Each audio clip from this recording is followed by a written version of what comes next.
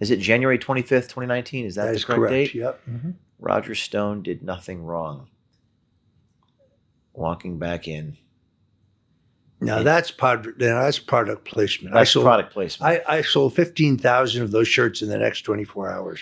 All of it dedicated to my legal defense fund. I mean, seriously, a lot of people have been through this in some way, matter, shape, or form and relate to it in some local or federal form. And what advice would you have for people who go through it? Who are scared, who are afraid. Well, in that moment, of course, it's very, very intimidating. I admit to you that my initial reaction was, this is ridiculous.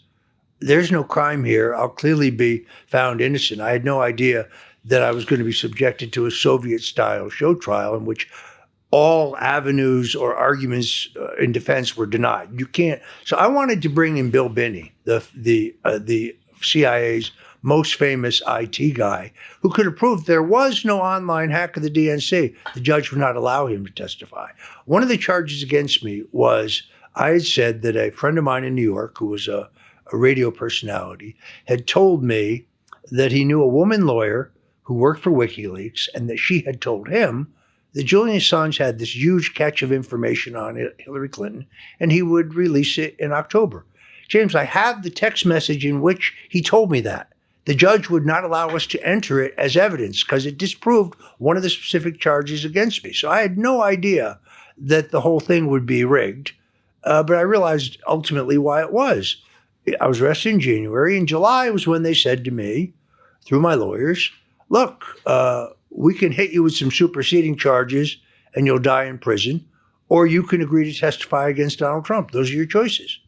And the guy pushes this piece of paper across. And he says, all you got to do is sign this. I look at it. I realize every word of it's false. And I said, you can take this and you can shove it up your ass because I'm not doing that. Now, I'd already passed 2 polygraph tests that proved that everything they wanted me to say was false. So they wanted me to be the ham in their ham sandwich. I refused to do it. I was not going to be Michael Cohen. I was not going to lie. I was not going to say things that weren't true. You're not going to. I remember you saying, I will not bear false witness. I wouldn't. That's what they wanted me to do. Stuck with me because a lot of people do that. Sure, it would be the easy way out. They're giving me the easy way out. Look, we'll tell the judge to give you no jail time. All you got to do is sign this. Plead guilty to something you didn't do. Right. I wouldn't even have had to plead guilty. At that point, they would have just theoretically told the judge not to give me jail time. Now, they double-crossed Cohen. They would have double-crossed me too had I agreed to testify against Trump, but I was never going to do that. First of all, how would you look yourself in the mirror? I wanted Donald Trump to be president since 1988. I tried to get him run in 2000. I tried to get him to run in 2012.